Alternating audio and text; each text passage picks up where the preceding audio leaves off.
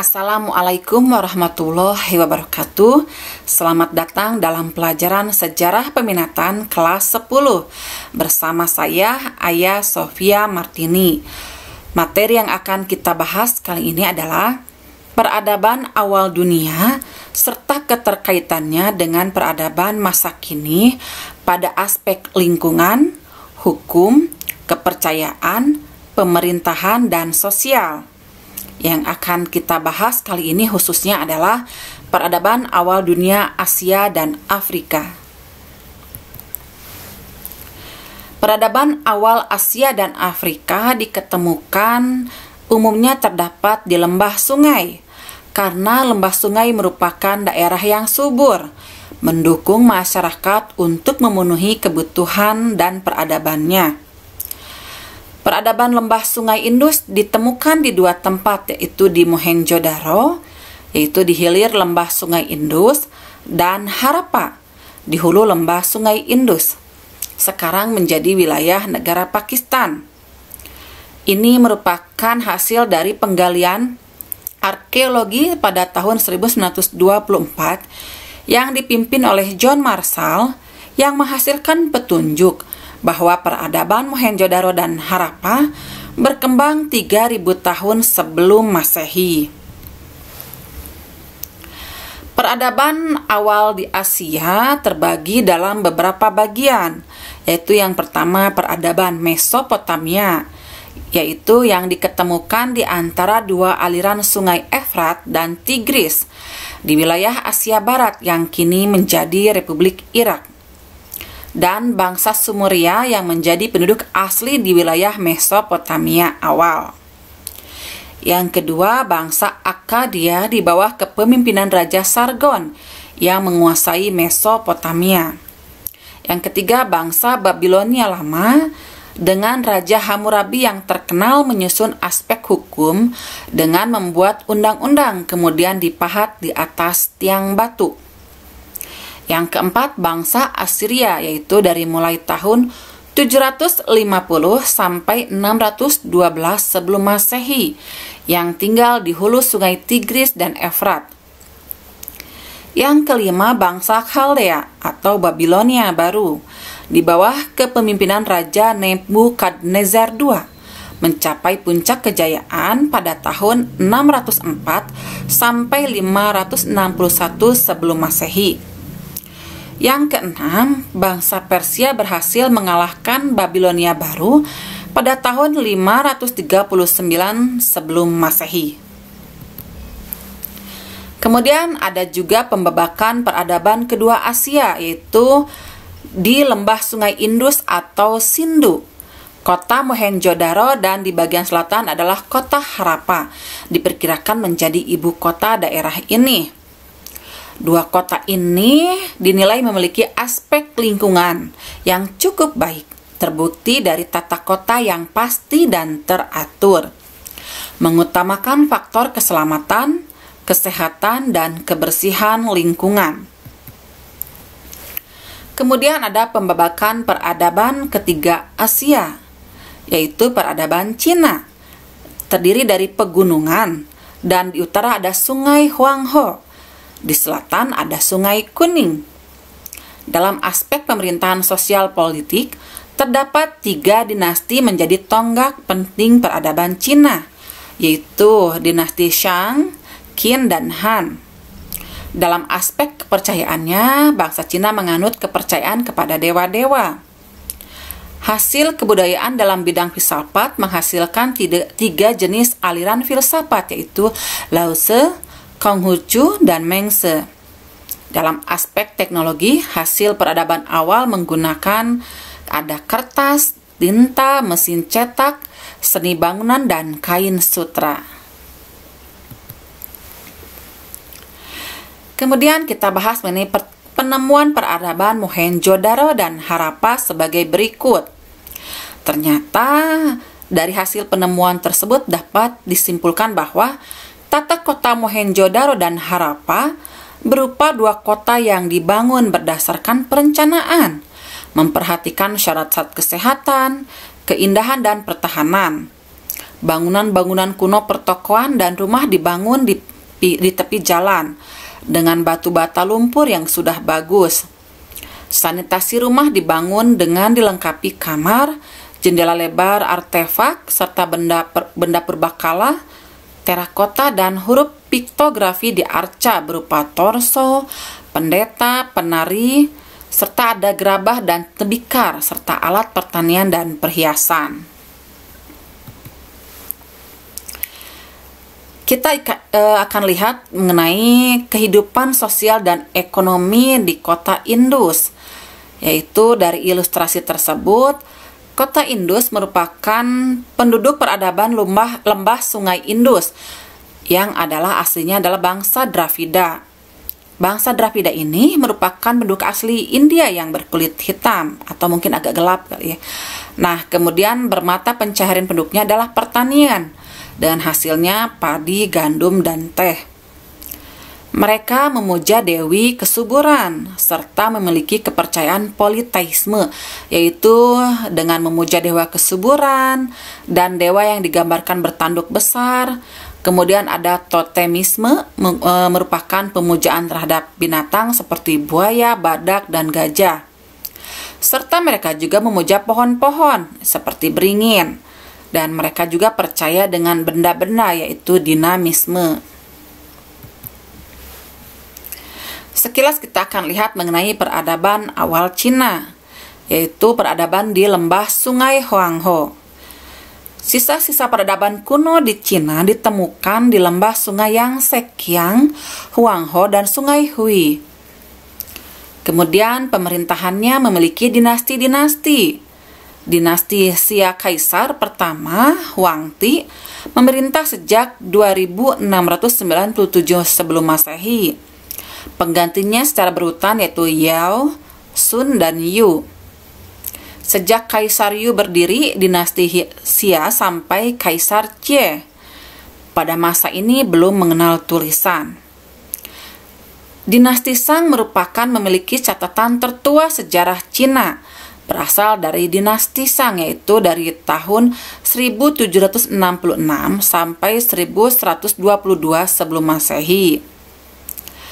Sumber sejarah di masa dinasti Shang merupakan sumber tertulis karena ditemukan di atas bejana perunggu, tempurung kura-kura, dan tulang-tulang binatang.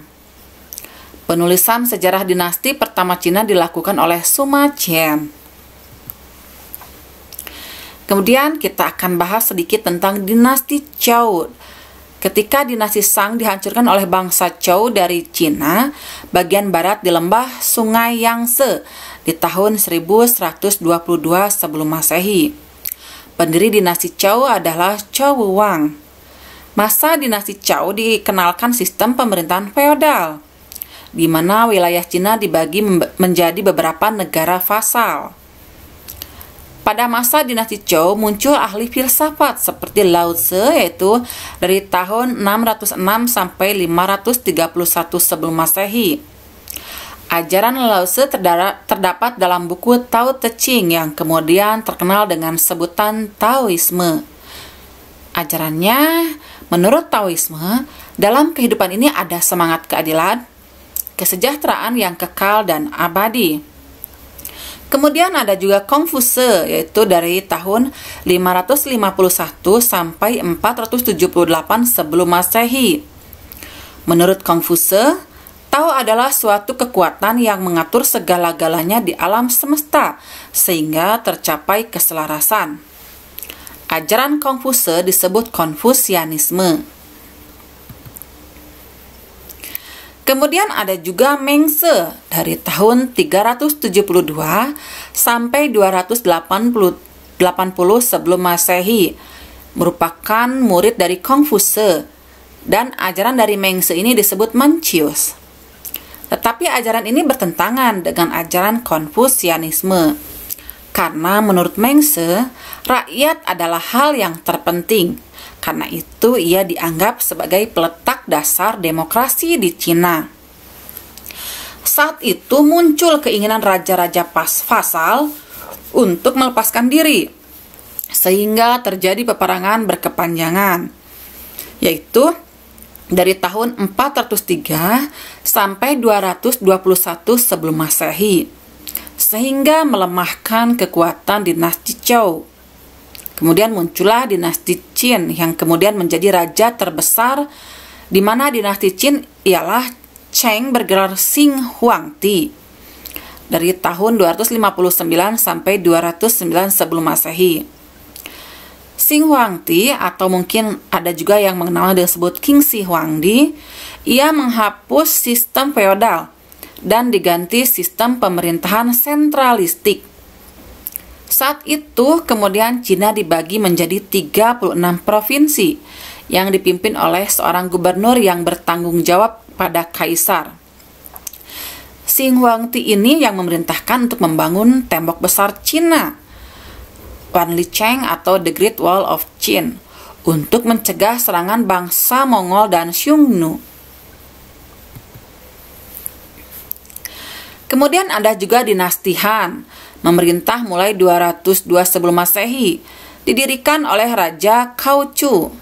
Raja terkenal dari dinasti ini ialah Han Wuti atau Han Wudi.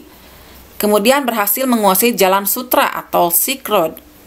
Wilayah kekuasaannya sampai Korea, Manchuria, Annam, Sichuan, dan Tartar Barat. Han Wuti berusaha mengembalikan sistem feodal, ajaran Taoisme dan Konfusianisme. Kemudian ada dinasti Tang, di mana ibu kota dinasti Tang di Xianfu, didirikan oleh Li Shihmin dengan gelar Tang Taisung. Masa kepemimpinan dinasti Tang Taisung merupakan puncak kemasyhuran dinasti Tang yang berhasil memperluas wilayah keluar Cina seperti Tonkin, Annam, Kamboja, Persia, dan Laut Kaspia. Setelah sekilas mengenai peradaban di India dan Cina, kita akan bahas juga mengenai peradaban awal di Indonesia, yang menurut ahli sejarah kebudayaan yaitu J.L.A. Brandes menyatakan bahwa penduduk Asia Tenggara daratan atau kepulauan umumnya Indonesia sebenarnya telah memiliki 10 kepandaian yang meluas di awal tarikh Masehi sebelum datangnya pengaruh asing, yaitu sebagai berikut. Mereka telah dapat membuat figur boneka, yaitu kita sebut dengan seni arca, kemudian mengembangkan seni hias ornamen, yaitu dalam bentuk seni batik, sudah mengenal pengecoran logam, sudah melaksanakan perdagangan barter, sudah mengenal instrumen musik atau gamelan, sudah memahami astronomi, sudah menguasai teknik navigasi dan pelayaran, menggunakan tradisi lisan dan menyampaikan pengetahuan melalui seni wayang. Kemudian sudah menguasai teknik irigasi, serta telah mengenal tata masyarakat yang teratur, yaitu sistem tata kota mocopat. Perkembangan teknologinya melalui akal pikiran manusia menciptakan alat-alat untuk bertahan hidup, yaitu teknologi untuk keperluan praktis sehari-hari. Kemudian pada tingkat berikutnya, teknologi juga merupakan ekspresi dari rasa keindahan, rasa keterkaitan kepada alam, dan ekspresi kegiatan kerohanian yang terkait dengan kepercayaan. Pada mulanya teknologi sangat sederhana yang kemudian menjadi cikal bakal perkembangan teknologi hingga dewasa ini.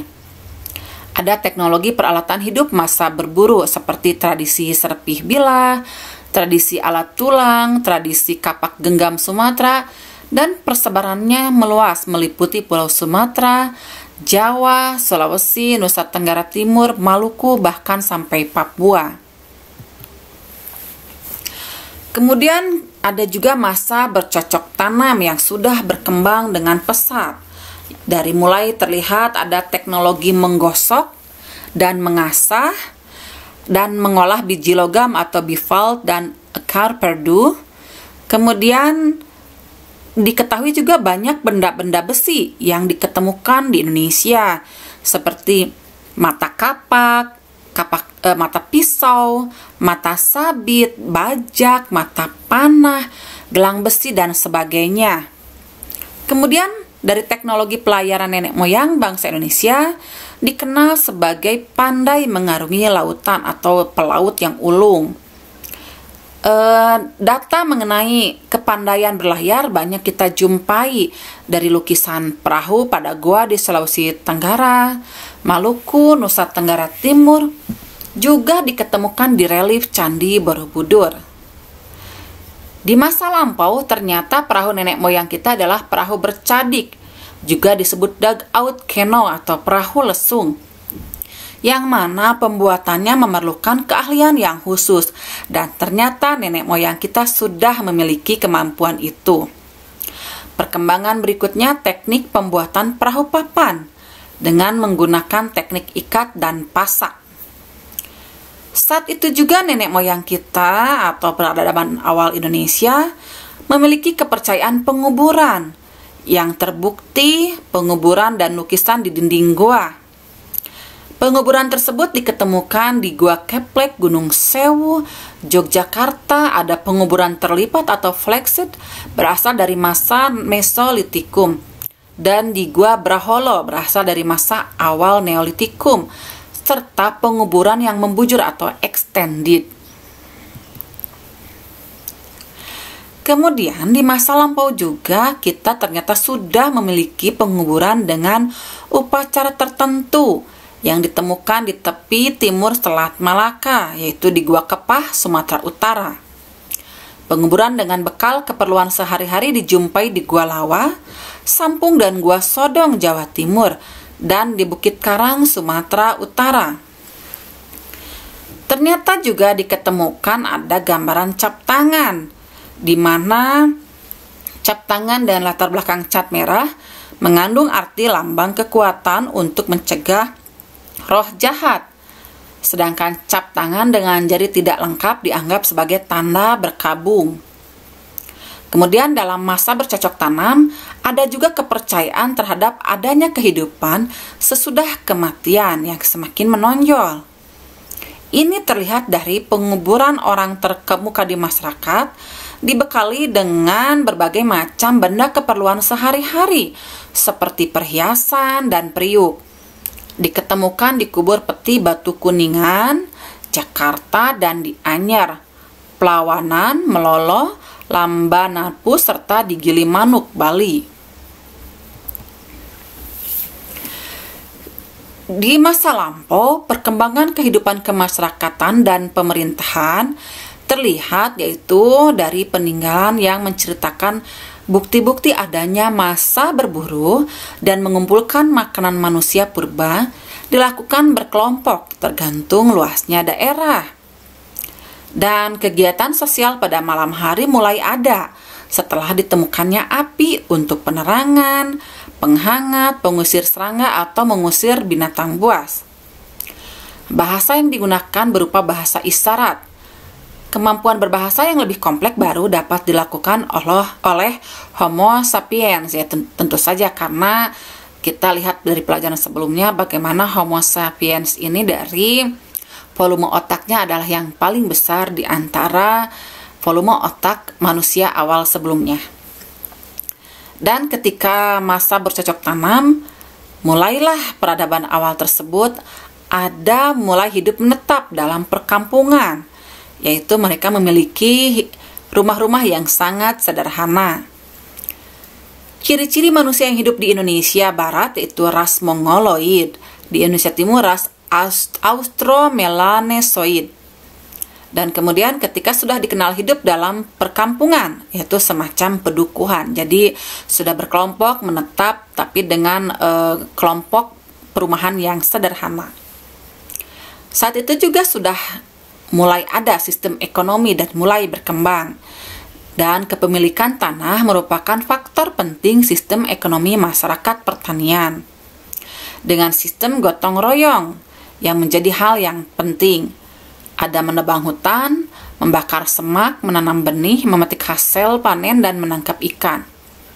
Lalu mulai ada pemimpin, dipilih dari orang yang memiliki kelebihan khusus, yaitu tokoh yang paling berwibawa, disegani, dan dihormati yang disebut dengan primus inter pares. Mengenai pertanian di peradaban awal di Indonesia, yaitu dari bukti-bukti ternyata diketemukan bahwa bercocok tanam sudah ada, yaitu dimulai sejak 6.000 tahun sebelum Masehi, terkait dengan peralatan berupa gerabah yang berfungsi sebagai wadah untuk memasak hasil tanaman. Dan diketemukan pula bukti di Gua Maros, yaitu di Sulawesi Selatan, yaitu ditemukan sisa-sisa butir padi dan sekam dari kurun waktu 2160 sampai 1700 sebelum Masehi. Kemudian ditemukan juga bukti-bukti penanaman kacang-kacangan dan padi. Saat itu ternyata sudah memiliki sistem berhuma, yaitu menanam dengan cara berpindah-pindah sesuai kesuburan tanah hutan. Untuk tanaman yang membutuhkan air dibuat pematang, dan di pegunungan dibuat sawah berundak atau teras siring yang dilengkapi dengan irigasi. Dan bercocok tanam atau bersawah dilakukan pada masa perundagian, karena ditemukan alat-alat bercocok tanam seperti mata bajak, sabit, dan sudah ada pengaturan air. Tentu saja untuk bisa mengalirkan dan mengatur air ke sawah pasti dibutuhkan usaha dan peralatan yang lebih tinggi daripada peralatan yang sederhana. Kemudian diketemukan juga hasil pertanian disimpan untuk musim kering atau untuk diperdagangkan juga.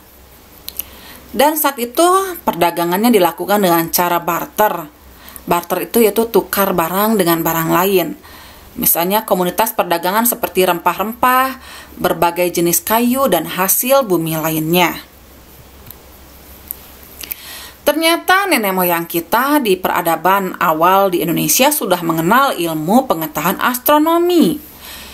Saat itu masyarakat praaksara Indonesia telah memanfaatkan angin muson untuk pelayaran dan perdagangan. Angin muson barat daya dan angin muson timur laut. Kemudian memahami ada bintang biduk selatan dan bintang pari untuk menunjukkan arah selatan. Sedangkan bintang biduk utara untuk menunjukkan arah utara. Kehadiran lintang Waluku Timur sesudah matahari terbenam menandakan mulainya musim tanam.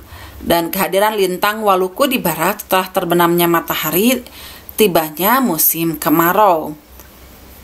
Kemudian sudah mengenal ilmu ukur atau geometri, yaitu membahas tentang hubungan antara titik, garis, sudut, bidang, dan bangun-bangun ruang. Dan pada masa berburu dan mengumpulkan makanan, bilangan, besaran, dan ilmu ukur sudah menjadi bagian sehari-hari dan berkembang tahap demi tahap. Kemudian ternyata pada masa bercocok tanam sudah membuat variasi-variasi beliung dengan penampang lintangnya dalam bentuk segitiga, segi lima, dan setengah lingkaran. Kita akan bahas mengenai masa perundagian, di mana ilmu ukur semakin banyak digunakan. Manusia sudah membuat peralatan dari logam, dengan berbagai ukuran dan bentuk seperti nekara, moko, dan bejana. Sudah memiliki ragam hias geometri, yaitu pola tangga atau ladder, berupa garis sejajar horizontal lingkar tangan, lingkaran kecil dengan miring untuk menyambung dengan lingkaran berikutnya. Jadi seperti bentuk tangga, tapi kemudian menjadi hiasan pada benda yang dibuat. Ada juga meander, yaitu garis miring yang kadang-kadang dibuat sedemikian rupa sehingga sulit dikenali bentuk aslinya. Ragam hias geometri diteruskan hingga sekarang.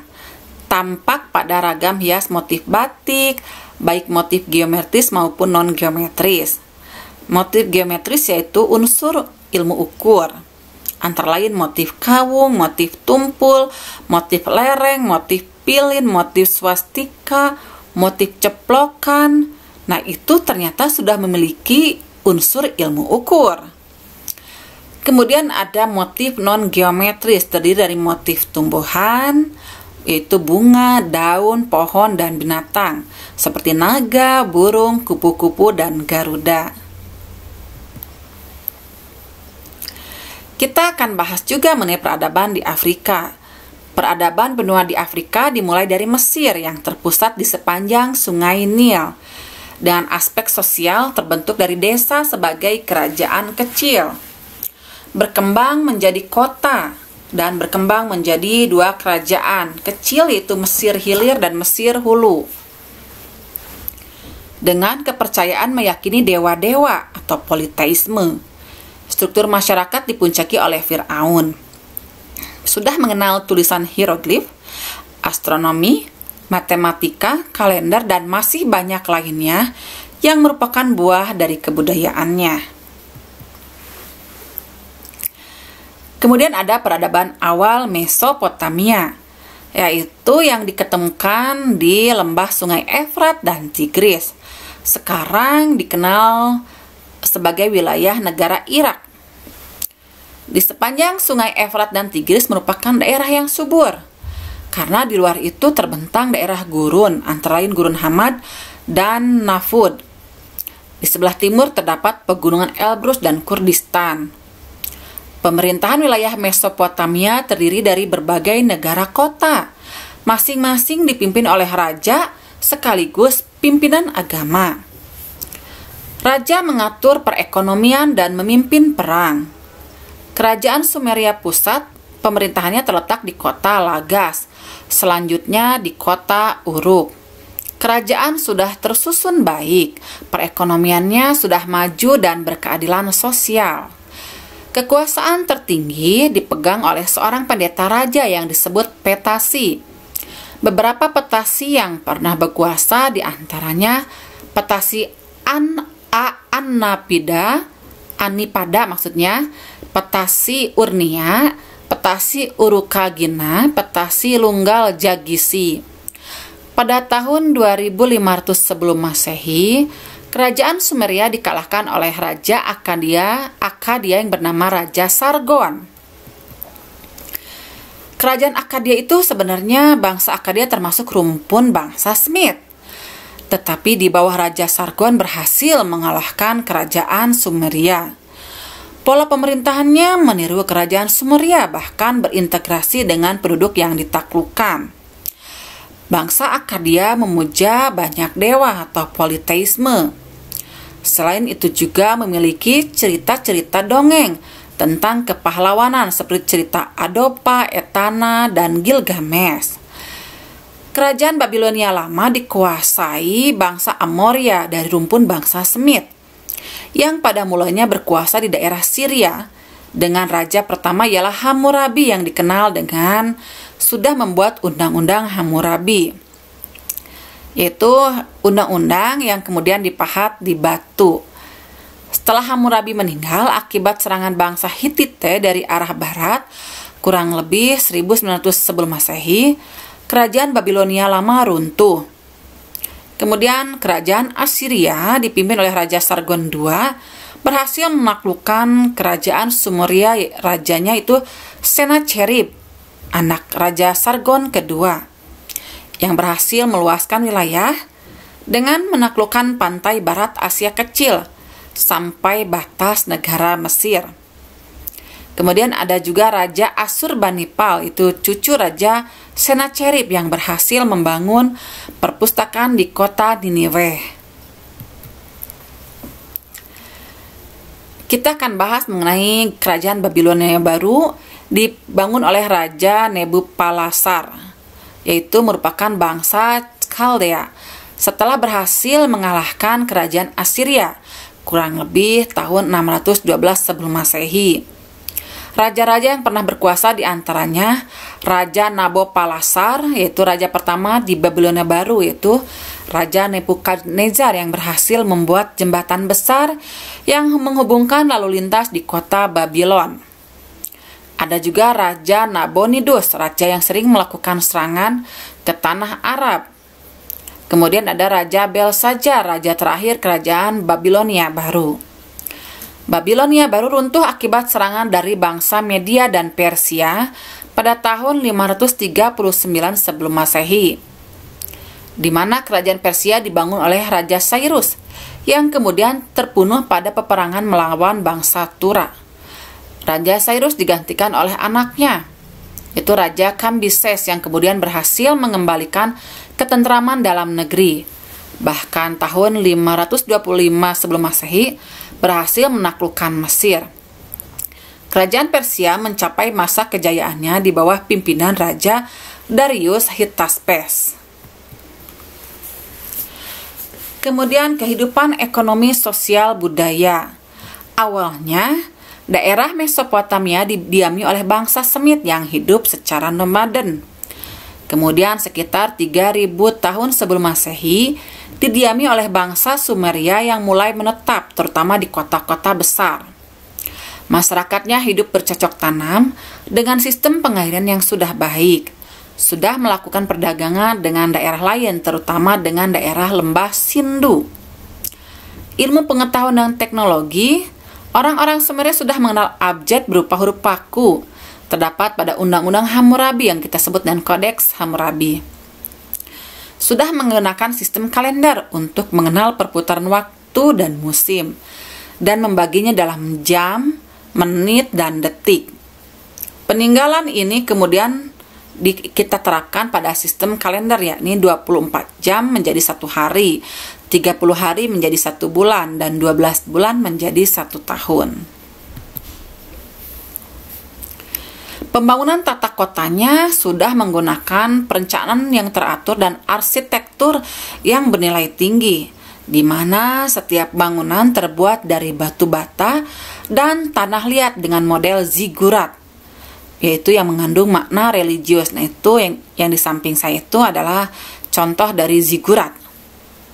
Mereka sudah memiliki kemampuan mengolah logam, misalnya cermin, tongkat, kapak, dan senjata. Selain itu sudah membuat pakaian, perhiasan emas, dan lain-lain. Assurbanipal, pemimpin Assyria yang membangun perpustakaan tertua di dunia. Peninggalan kebudayaan dan kepercayaan taman bergantung atau The Hanging Garden dibangun oleh bangsa Kaldea. Semasa kerajaan Babilonia mencerminkan seni bangunan tingkat tinggi. Hukum Hammurabi yang terdiri dari 300 pokok undang-undang mengatur tentang pertanian, perdagangan, agama, pemerintahan, dan kemasyarakatan. Ilmu hitungnya dengan per 60-an. Begitu juga lingkaran yang mempunyai 360 derajat ditentukan atau ditemukan oleh bangsa Sumeria. Kemudian ada peradaban lembah Sungai Nil. Letak geografi sejarah Mesir kuno 4000 tahun sebelum Masehi diungkap oleh Jean-François Champollion saat Napoleon Bonaparte berhasil menaklukkan Mesir. Terletak di bagian utara benua Afrika, dibatasi oleh Laut Tengah di sebelah utara, Laut Merah di sebelah timur, Sudan di sebelah selatan, dan Libya di sebelah barat. Kesuburan tanah Mesir karena berada di sepanjang sungai Nil, seperti kota Kairo, Iskandaria, Abu Sir, dan Rosetta. Pemerintahan zaman kerajaan Mesir tua, di mana raja-raja kerajaan Mesir tua bertahta di Tinis. Raja pertamanya bernama Fir'aun Menes. Awalnya kerajaan terbagi dua, yakni Mesir Hulu dan Mesir Hilir, tetapi kemudian berhasil disatukan oleh Fir'aun Menes. Raja-raja yang terkenal pada masa Mesir tua antara tahun 2800 sampai 2700 sebelum Masehi adalah Raja Khufu, Raja Khephren, Raja Menkaure. Pada masa pemerintahan Fir'aun Papis I, yaitu kurang lebih 2500 sebelum Masehi, berhasil memperluas kekuasaan sampai ke Nubia Selatan dan Abyssinia. Di masa kerajaan Fir'aun Pepi II, kerajaan Mesir tua semakin melemah karena pertentangan kaum bangsawan feodal. Zaman kerajaan Mesir pertengahan ada Fir'aun Sesostris III, kurang lebih sekitar 1880 sebelum Masehi, yang berhasil kembali menyatukan Mesir, bahkan memperluas kekuasaan sampai Numibia, Palestina, dan Sichem. Pada masanya perdagangan di sekitar Laut Merah berkembang baik sehingga kesejahteraan rakyat meningkat. Fir'aun Amenemhet ketiga kurang lebih 1800 sebelum Masehi menggantikan Raja Fir'aun Sesostris III, dan sepeninggalnya keadaan Mesir dikuasai oleh bangsa Hyksos dari bangsa Asia. Zaman kerajaan Mesir baru, yaitu dibentuk oleh Raja TB yang bernama Fir'aun Ahmonsis I setelah berhasil menaklukkan bangsa Hyksos dan terus melakukan perluasan wilayah sampai ke Asia Barat di bawah pimpinan Fir'aun Thutmosis I. Raja terbesar di zaman Mesir Fir'aun adalah Fir'aun Thutmosis III, kurang lebih sekitar 1500 sampai 1447 sebelum Masehi, yang berhasil menguasai Babilonia, Assyria, Sisilia, Siprus, dan lain-lain. Raja-raja berikutnya yang pernah berkuasa pada zaman kerajaan Mesir baru, yaitu Raja Fir'aun Amenhotep II, Fir'aun Thutmosis IV, Fir'aun Amenhotep IV, Fir'aun Tutankhamun. Pada masa Fir'aun Tutankhamun, kurang lebih 1359 sebelum Masehi, kerajaan Mesir baru mengalami kemunduran dan terpecah menjadi kerajaan-kerajaan kecil.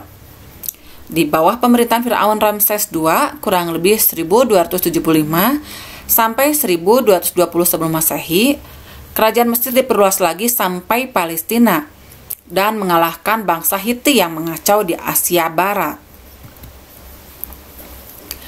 Kekaisaran Mesir mengalami kemunduran dan bahkan dikuasai bangsa asing setelah meninggalnya Raja Fir'aun Ramses III. Keadaan ekonomi, sosial, budaya, pertanian sangat tergantung pada perairan Sungai Nil. Sejak dulu di Mesir sudah terbentuk organisasi masyarakat desa yang dipimpin oleh kepala desa. Kepala desa inilah yang menarik pajak dari petani dalam bentuk hasil bumi. Ilmu pengetahuan dan teknologi berkembangnya bentuk-bentuk tulisan abjad yang disebut hieroglif berupa gambar dan berkembang menjadi bentuk hieratis atau digunakan rakyat. Mereka menulis dengan tinta pada daun papirus dan memahat pada batu.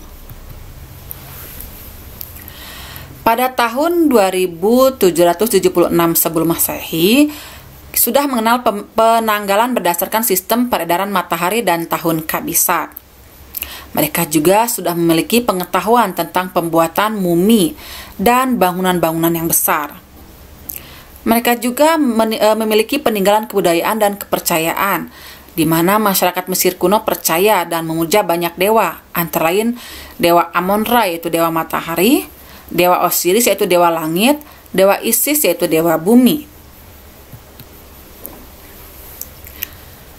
Kebudayaan masyarakat Mesir kuno meliputi tulisan berupa gambar atau lambang Mesir kuno yang disebut tulisan hieroglif, seni bangunan atau arsitektur berupa piramida dan sphinx, kuil di Luxor, obelis, makam-makam raja di Gunung Batu, ilmu pengetahuan dan teknologi berupa ilmu perbintangan, menghitung 1 tahun matahari sama dengan 365 hari, 12 bulan dan 1 bulan sama dengan 30 hari, 1 hari, kemudian 1 malam selama 24 jam, dan berupa pembuatan kapal dagang.